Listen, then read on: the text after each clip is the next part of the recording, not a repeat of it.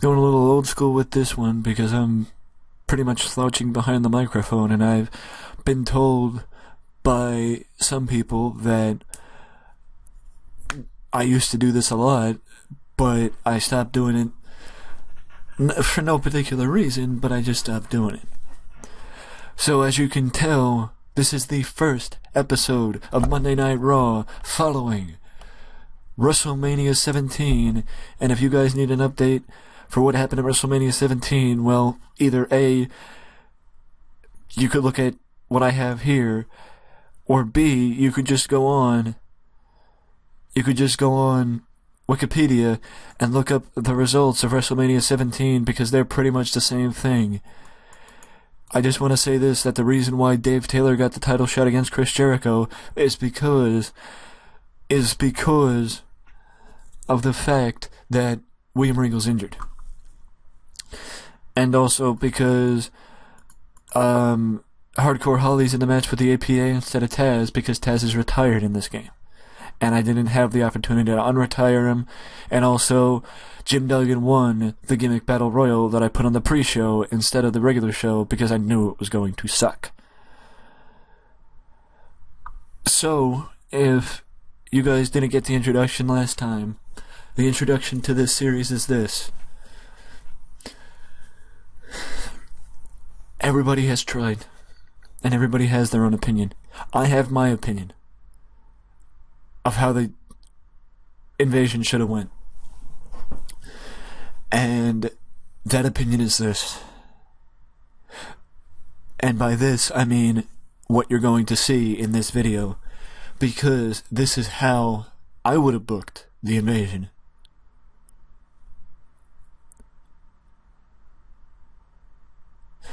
And I will say this, that unlike my past, how I would book it, because you can say, I mean, let's start the show so I can segue right into it. Most how I would book it had a time period that I was booking. Most Let's Plays still have a shelf life. And that's true, everything has a shelf life. But this series isn't going to end with the invasion, because I realized while I was planning out the invasion, extending the invasion, to WrestleMania 2002 changes WrestleMania 2002. And in turn could end up changing a lot about the year of 2002. Because just think about it like this. Hulk Hogan, Ric Flair, Goldberg could come in a year early. Sting could come 15 years early.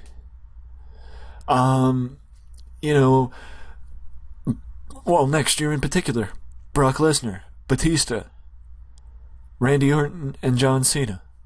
The big four, as far as rookies go, that debuted next year. Brock Lesnar became the fastest, or one of the fastest people to ever win the world title in the WWE, and also the youngest world champion in 2002. But the one thing that made that happen is a shorter invasion. Just think about that. WrestleMania 2003 would likely change. SummerSlam 2002 would likely change. Why? Triple H and Shawn Michaels. The Elimination Chamber. An extended invasion changes everything. And I'm gonna book it all. For this series in particular, I'm going to tell you that once all the dream matches are done, once every possible stone has been turned over and every dream match has been rebooked and done, that's when this series ends. That's when this series ends. Is it very possible that the series will be separated by that? Yes. Separated by seasons. Possibly. This could become the first seasonal Let's Play. Even though I've been calling it how I would book it, it's still a Let's Play. So either way. with that being said and all that out of the way, let's jump right into this show. As I just want to say this, a 54 between John Nord and Jim Duggan. I don't think anybody would have thought that this match would have gotten this good. Especially because they don't even get that good in 2000. Well, in 1998, I should say, because I don't have John Nord's not in WCW in 2000. So in 1998, they don't get that good when they're 3 years younger. So go figure. I know because I've done the match in the 1998 database as WCW. Yes, I'm WCW in that database too. So now we move right to the start of the show, and the start of the show sees a celebration with Steve Austin celebrating his newly won WWF World Heavyweight title, or WWF Championship, and out comes The Rock, who, cuts a typical Rock promo that I would let him have control over, and just like I would let Austin have control over his promo, celebration. But here's where the twist comes. Vince McMahon makes his way out to the ring and basically tells the people, believe me, this won't be the last time you see me tonight. But I had to come out here and see if I could make you an offer. The Rock looks at Vince with the people's eyebrow going up. Or do you like this side? This side? This side. With the people's eyebrow going up, like, what the hell are you talking about, Vince? Vince looks at Rock, shakes his head, and says, not you, Rock. And he points at Austin. You. You are not the rattlesnake that everybody thought you were. You've become soft. You've become easy picking. I want to know, Austin, what would it take to have you on my side?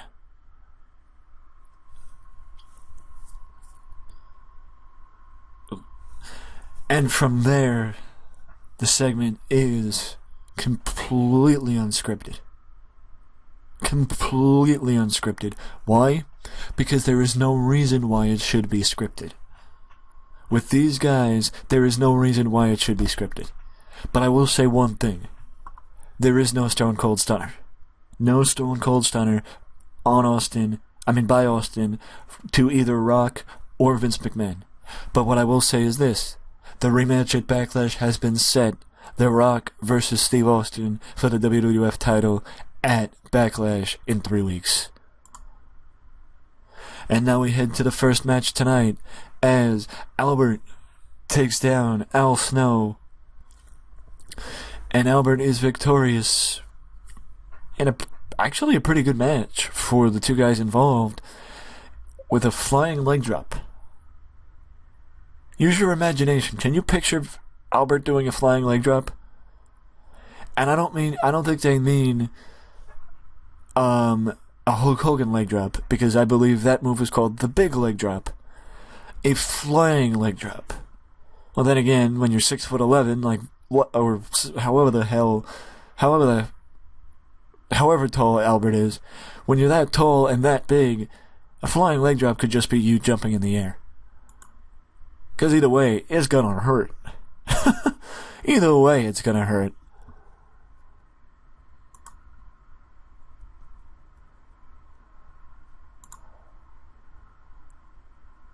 Yes. Old school phase, complete success. Sweet. See, the reason why I did that is because there is no reason why Chavo Guerrero should be a heel. Yes, I know all the Invaders were heels. Or should be heels. All the Invaders should be heels. And this is actually Chavo's WWF debut, because I'm playing it off as Chavo is Eddie's guest, and Eddie is going to try and get Chavo a job, as they're talking about Well, Chavo's bringing it up to Eddie, asking Eddie, do you think you could get me a job here? Do you think you can get me work here with the fact that, now they own WCW? I'll see what I can... Eddie basically says, I do anything for family, but I'll see. I'll talk to him. Okay, Chavito?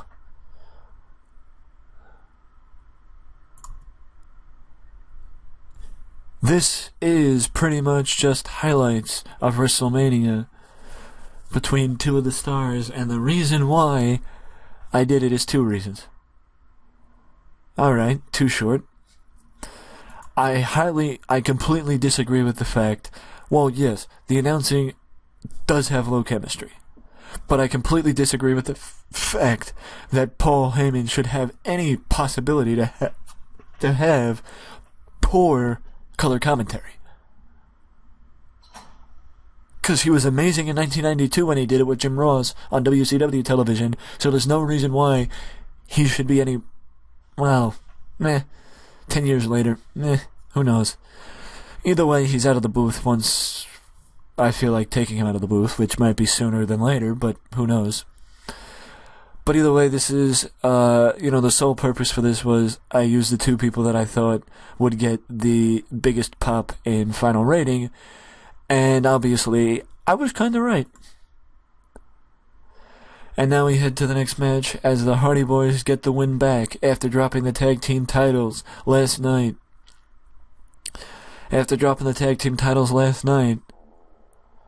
Against Edge and Christian and the Dudleys in the Triangle in the TLC match at WrestleMania. They get their win back as they look to face Edge and Christian one more time. But they are interrupted by Bubba Ray and Devon, as Bubba Ray and Devon aren't ready to be taken away from the title picture just yet, even though the Hardys basically make the valid argument that it wasn't the Dudleys that lost their tag team titles, so the Dudleys aren't guaranteed a rematch. But the Hardys are.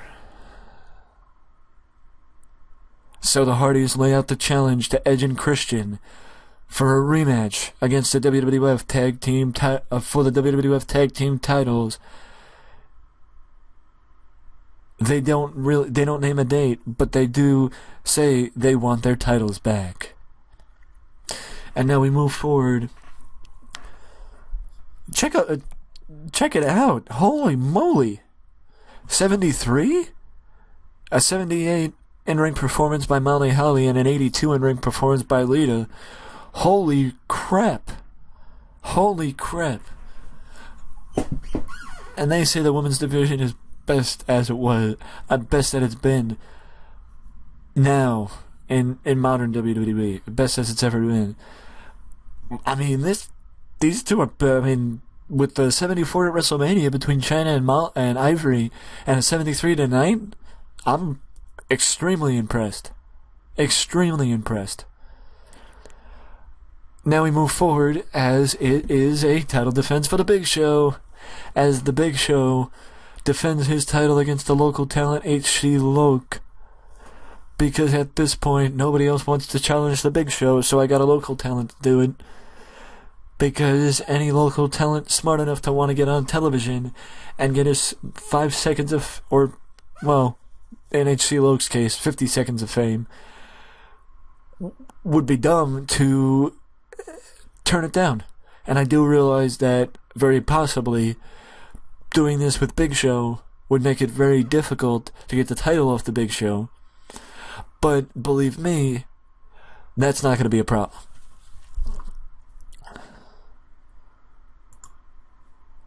Especially, coincidentally, the Big Show hates hardcore matches.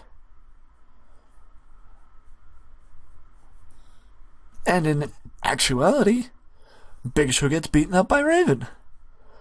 How does he get beaten up? Well, Raven attacks him, beats him down, the Big Show gets back up, Raven runs away. So Raven did attack the Big Show. But Raven did not pin the Big Show, so in reality, Big Show is still the hardcore champion. Now we head back to Commissioner Regal's office as Commissioner Regal is talking with two new faces, and the two new faces that he's talking with are Sean Stasiak and Hugh Morris, as Hugh Morris and Sean Stasiak, much like Chavo Guerrero earlier, are begging for jobs. But with the WWE, but Hugh Morris clarifies and says, just give us one chance. One chance, and we'll get out of your hair. And Regal says, alright, fine, you get your shot.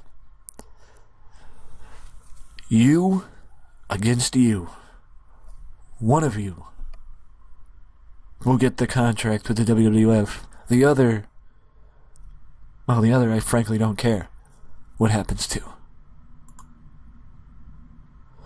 Speaking of not really having anybody else to challenge for the title, Dean Malenko successfully defends the WWF Light Heavyweight title against Amazing Red. Why?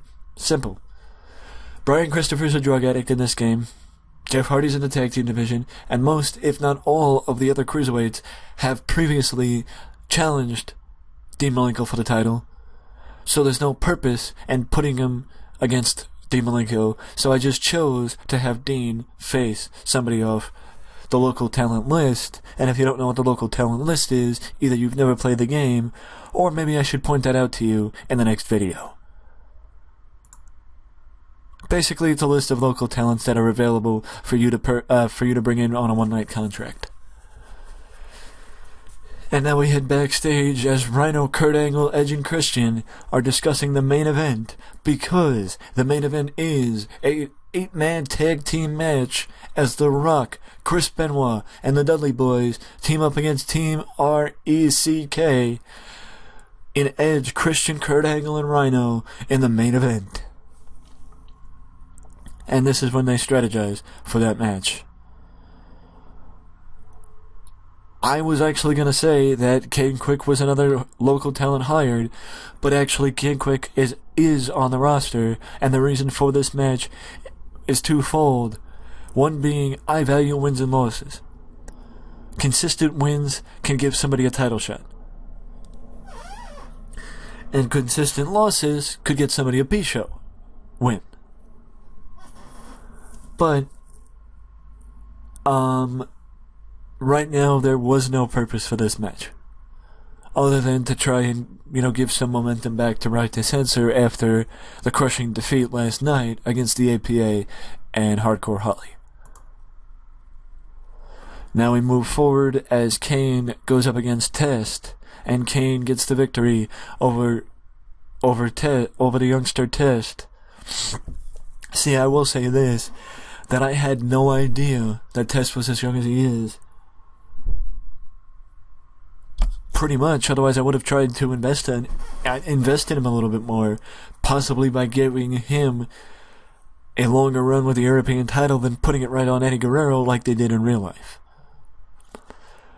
But also, just because the title's on Eddie now doesn't mean it won't be back on Test eventually. But right now, as for tonight, Test comes up short against Kane, as Kane is going to start to have a bigger role in the company following WrestleMania.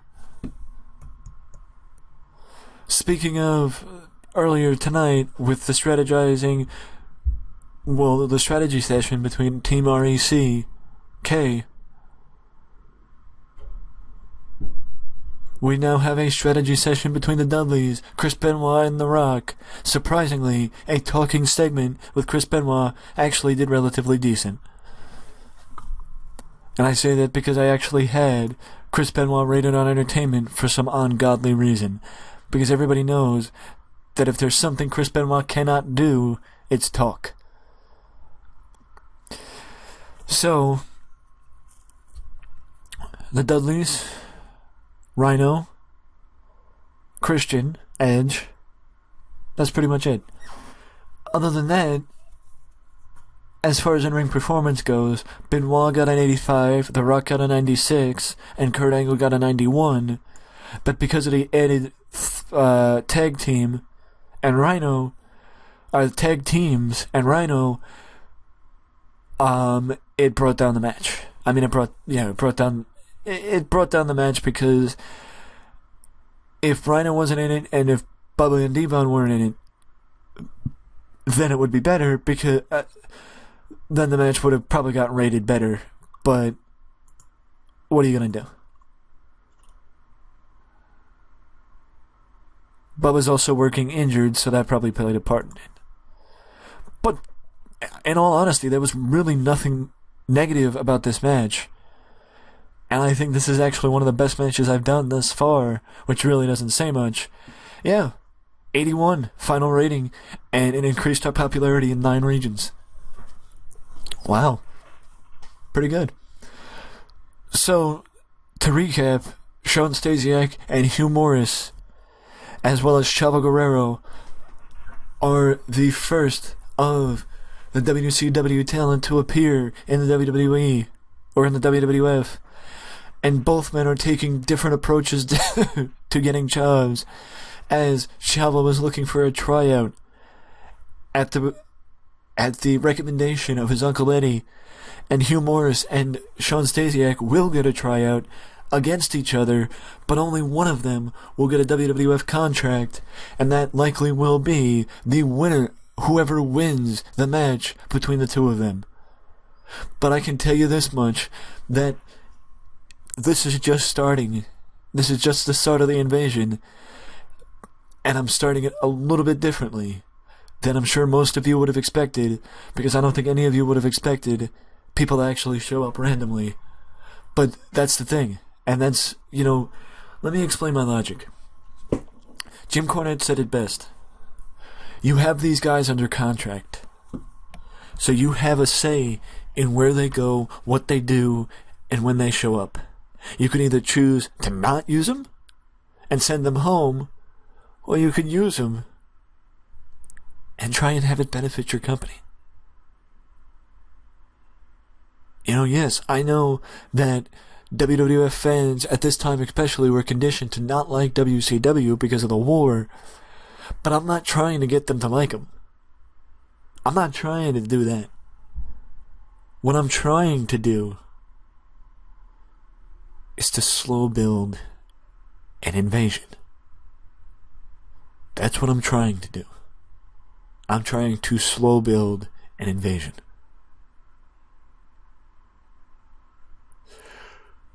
Plant the seeds, let it simmer. You gotta let it simmer. And go slow. Because they rushed it and had it done by November. I'm gonna go slow, and I'll have it done by WrestleMania 18 in April of 2002. So, you just you wait, because this is just the start of not just the most highly anticipated Let's Play series I've ever done, but also the most planned Let's Play series I've ever done. Even more planned than the WWF 2015 one with the hacker. Because I didn't have 5 pages of notes for that. I do for this. I'm very excited about this, and I hope you are too. And I have a special surprise. I will likely have a special surprise for you in the next video for this series, so stay tuned for that. But for right now, I want to hear from you. Let me know down in the comment section below what you thought of the video and what you think so far of my approach. Now that you see the seeds of my approach to the invasion, what do you think of how I kicked off what will be the most profitable